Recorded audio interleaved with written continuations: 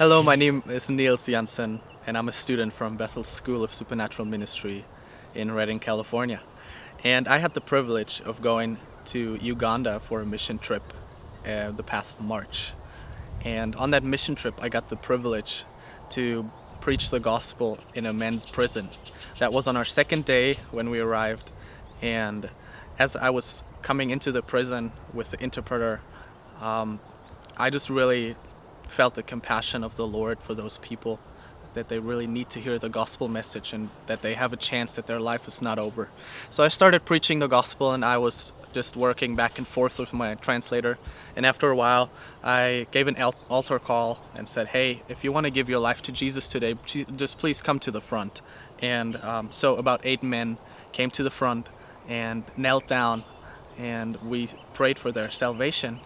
And in the African culture, there's a difficulty where you never really know if the person is really having an encounter with Jesus, or if they're just trying to be nice because you're white, if they're just trying to please you because they somehow look at you as a more successful and more loved being of God.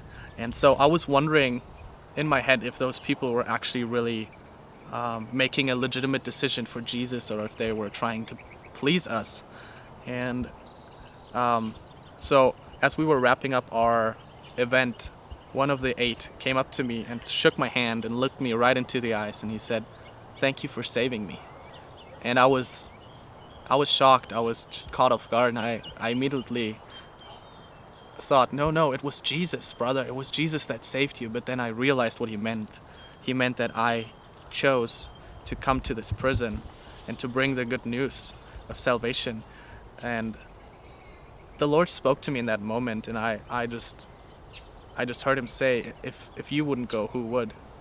And I was just reminded again of the calling that we have to make disciples in all the nations, and that salvation is so good that we can't keep it to ourselves. It would be so selfish if we would keep the good news of salvation, of the love of God for ourselves. And I was just so reminded of the purpose of us coming. And I was reminded of the story in the Bible where Jesus heals the 10 lepers, and one comes back and he's thankful.